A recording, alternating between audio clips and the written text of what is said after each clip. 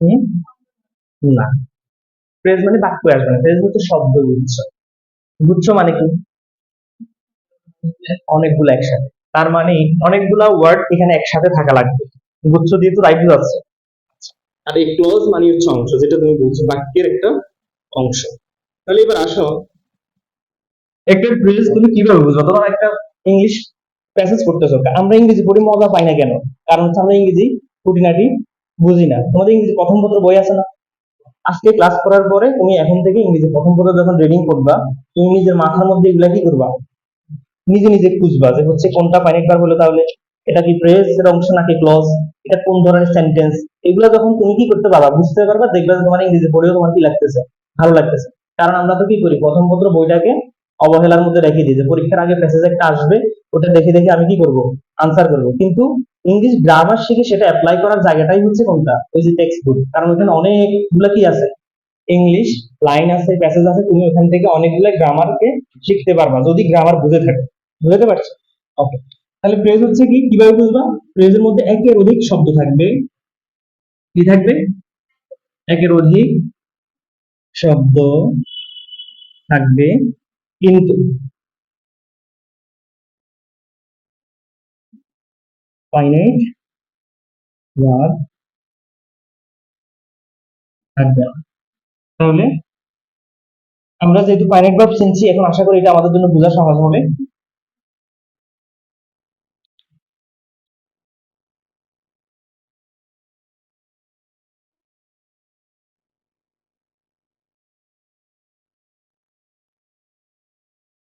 ক্লজটা একদম সহজ।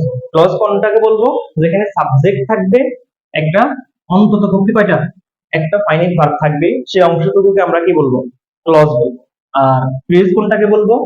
যেখানে একের অধিক শব্দ থাকা লাগবে, একটা শব্দ থাকলে কিন্তু হবে না, একের চেয়ে বেশি থাকা লাগবে। তবে শর্ত আছে, শর্ত হচ্ছে কি, ওই অংশটুকুর মধ্যে কোনোভাবেই কি আসা যাবে না, ফাইনাইট ভার্ব আসা যাবে না। ঠিক আছে? ওকে। তাহলে এখন আমরা একটা এক্সাম্পল দিই। আচ্ছা, যেমন হচ্ছে যদি বলি,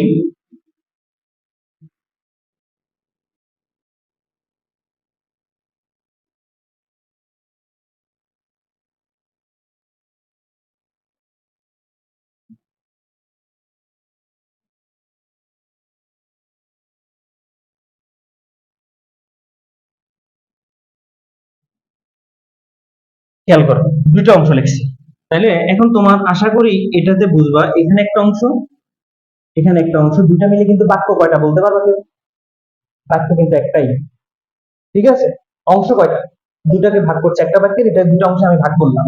এখন তোমার কাছে আমার প্রশ্ন, এই দুটো অংশের মধ্যে কোনটুকু ফ্রেজ হবে আর কোনটুকু ক্লজ হবে? ক্লজ হবে। কেন? কারণ একদম সিম্পল বিষয়, এখানে কি আছে, সাবজেক্ট আছে, ওয়েন্ট ভার্বের বি টু, দ্যাট মিনস কোন ক্যাটাগরির মধ্যে পড়ে, একবার আমরা লিখে দিয়েছিলাম বি ওয়ান, বি টু এবং বি ফোর, এগুলো কোন ক্যাটাগরি? Finite category. তার মানে একটা পাইছি ফাইনাইট। সাবজেক্ট এবং ফাইনাইট ভার্ব যেহেতু আমি এখানে পাইলাম, এখানে অবশ্যই আমরা এই অংশটুকুকে কি বলবো, ক্লজ বলবো। এবার তুমি খেয়াল করে দেখো, এখানেও কিন্তু অনেকগুলো শব্দ আছে, কয়টা, একটা বলো, দুইটা, তিনটা, চারটা, এরকম। তাহলে একের চেয়ে তো বেশি আছে। তুমি খুঁজে দেখো তো এখানে কোনো ফাইনাইট ভার্ব আছে কিনা। নাই। একটা ভার্ব আছে, তবে সেটা কোন ক্যাটাগরির? Non finite category. কেন, কিভাবে বুঝে নিলাম? আমরা জানি যে আইএনজি যুক্ত সিঙ্গেল যতগুলা ভার্ব আছে সবগুলা কোন ক্যাটাগরির মধ্যে থাকে, নন ফাইনাইট। তাহলে ফ্রেজের শর্তটা আমরা মিলাতে পারছি, যে একের অধিক শব্দ হয়েছে ঠিক আছে, কিন্তু এর মাঝে কোনো কি আসেনি, কোনো ফাইনাইট ভার্ব আসে নাই, দ্যাট মিনস এই অংশটুকুকে আমরা কি বলতে পারি, ফ্রেজ বলতে পারি। ঠিক আছে? ওকে।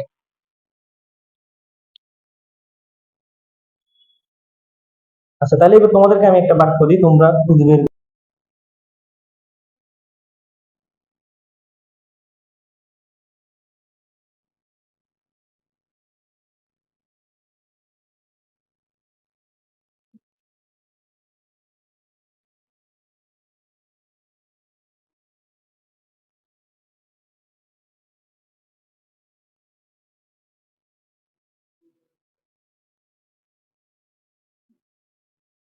একটা বাক্য লিখলাম, we went to coaching to learn English. তাহলে এবার বলো, এই অংশের মধ্যে কোন অংশটুকুকে তুমি ক্লজ হিসাবে নিবে আর কোনটাকে তুমি ফ্রেজ হিসাবে নিতে পারো?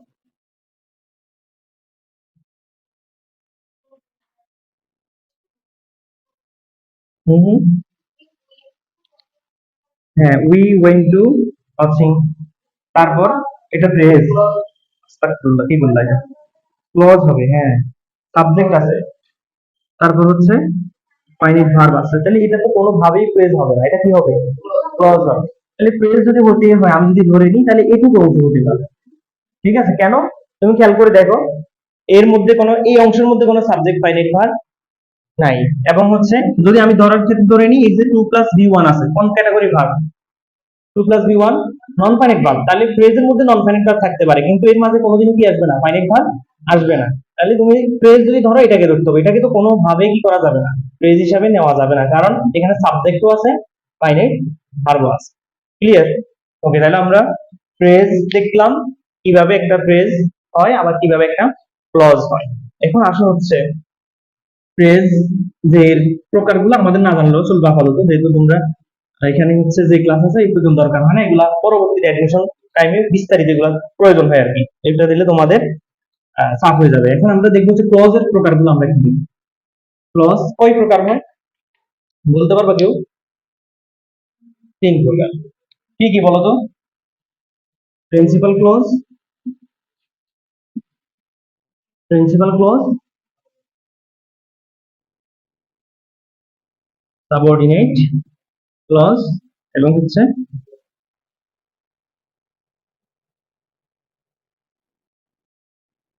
Coordinate clause.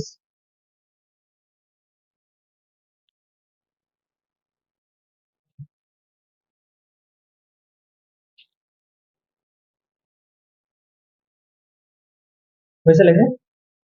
ওকে, তাহলে আমরা একটা একটা করে দেখি প্রিন্সিপাল ক্লজটা কি।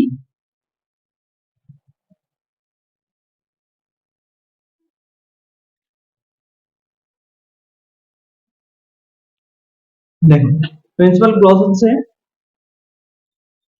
যে ক্লজ নিজেই নিজের অর্থ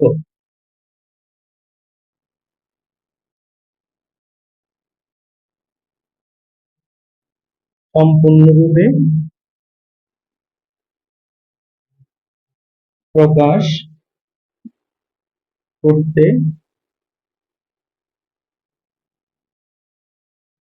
সক্ষম। অর্থাৎ ক্লজ যেটা নিজেই নিজের অর্থটা নিজেই স্বাধীনভাবে কি করতে পারে, প্রকাশ করতে পারে, কারো কি প্রয়োজন হয় না, সাহায্যের প্রয়োজন হয় না, সেই অংশটুকুকেই বলা হয় প্রিন্সিপাল ক্লজ। এবং প্রিন্সিপাল ক্লজের আরেকটা নাম আসে, তোমাদের এখান থেকে তোমরা ছোট ক্লাস হলো একটা প্রশ্ন শিখে নাও, অ্যাডমিশন এবং বিসিএস অনেক চাকরি পরীক্ষা কিন্তু এইসব বেসিক জায়গা থেকে অনেক সময় প্রশ্ন করে। এবং রাজশাহী বিশ্ববিদ্যালয়ে একটা প্রশ্ন ছিল, another name of principal clause is, মানে কি বুঝেছে, প্রিন্সিপাল ক্লজের অন্য একটা নাম কি। তার মানে এখানে তোমার একটু জাস্ট ক্লুটা জানা থাকলে আনসার করা সহজ, যেহেতু এটা স্বাধীন, নিজের অর্থটা নিজে প্রকাশ করতে পারে, এটাকে এই জন্য বলা হয় ইন্ডিপেন্ডেন্ট ক্লজ। তাহলে প্রিন্সিপাল ক্লজের আরো একটা নাম আমরা শিখলাম, সেটা হচ্ছে কোন ক্লজ, ইন্ডিপেন্ডেন্ট ক্লজ। ইন্ডিপেন্ডেন্ট মানে কি, স্বাধীন, তার মানে স্বাধীন, নিজের অর্থটা নিজেই স্বাধীনভাবে প্রকাশ করতে পারে, অন্য কারো কিসের প্রয়োজন হয় না, সাহায্যের প্রয়োজন হয় না। তাহলে প্রিন্সিপাল ক্লজকে কি নামেও ডাকা হয়, ইন্ডিপেন্ডেন্ট ক্লজ। ওকে, আচ্ছা, এটা আই নো দ্য ম্যান, এই পর্যন্ত লিখলাম। তার মানে এটা একটা ক্লজ, কিভাবে ক্লজ, সাবজেক্ট আছে, ফাইনাইট ভার্ব আছে। এখন এবার তোমাকে আমি আরেকটু সামনে যে, তাহলে আরেকটা প্রশ্ন বেশি করার সুযোগ পেলাম, এতক্ষণ তো আমি এটা সুযোগ পাই নাই, ক্লজ মানে ক্লজ এটাই বুঝছি, তাহলে এখন আমি তোমার সুযোগ পেলাম যে কয়টা ক্লজ জানলাম আমরা, তিনটা।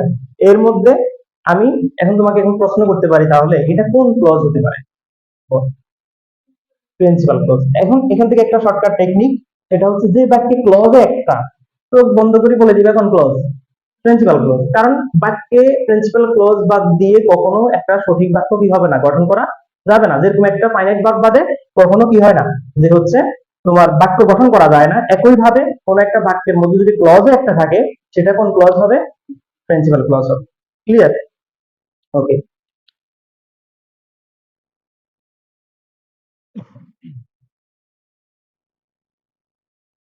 বুঝে লেখেন। তাহলে এবার দেখো দ্বিতীয়টা আমরা দেখি। তাহলে সাবঅর্ডিনেট ক্লজ, এটা আর লেখার প্রয়োজন আছে? তার বিপরীত, মানে যে ক্লজ নিজেই নিজের অর্থটা কি করতে পারে না, স্বাধীনভাবে প্রকাশ করতে পারে না, সেটাই হচ্ছে কি সাবঅর্ডিনেট ক্লজ। তোমরা জাস্ট এটুকু লেখে না, আমি এক্সাম্পল দিচ্ছি। যে ক্লজটা নিজেই নিজের অর্থটা স্বাধীনভাবে প্রকাশ করতে পারে না, এটার বিপরীত শুধু, সেটাই হচ্ছে কোন clause? Subordinate clause.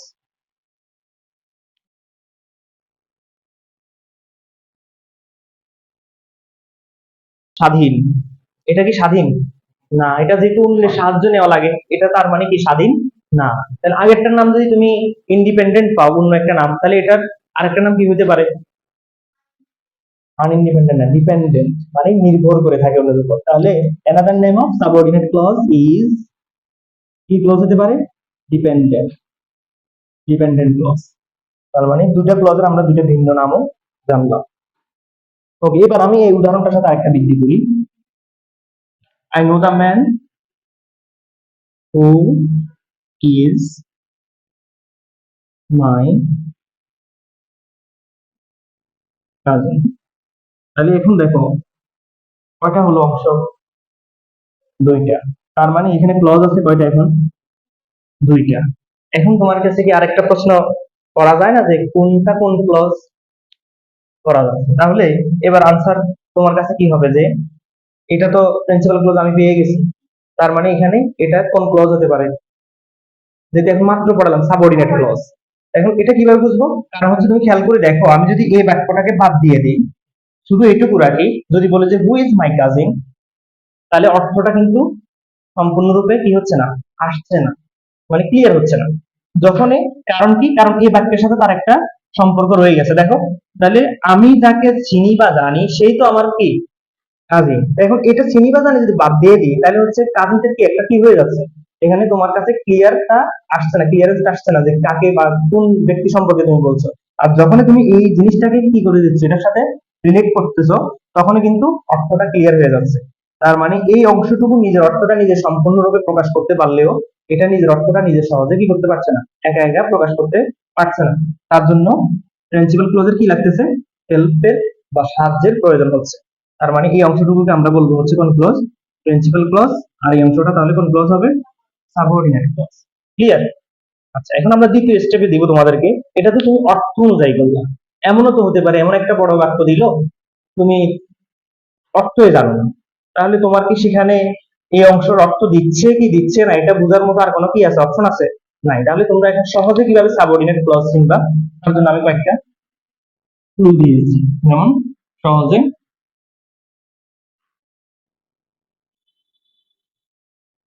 Subordinate clause চেনার উপায়, এটা তোমরা লেখো, হেডলাইন দাও। এখন তুমি অর্থ না বুঝলে বলতে পারবে যে কোন clause.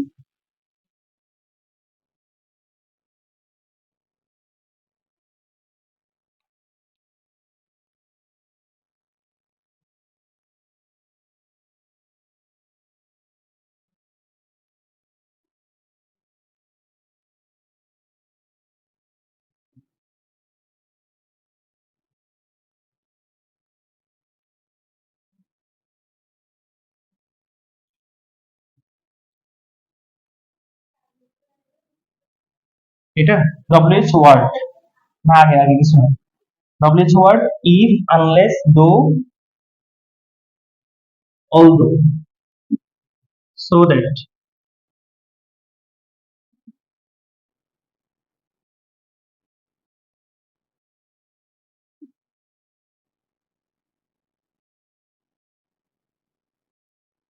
In order that,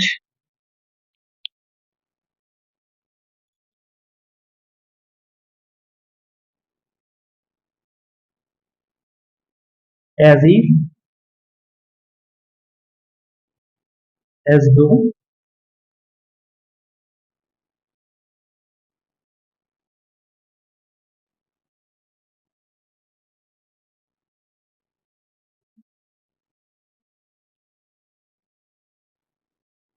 since, as. মোটামুটি এই কয়েকটা তোমার দেখলে তোমাদের হয়ে যাবে। অর্থাৎ এগুলাকে বলা হয় সাবঅর্ডিনেট কনজাংশন। সাবঅর্ডিনেট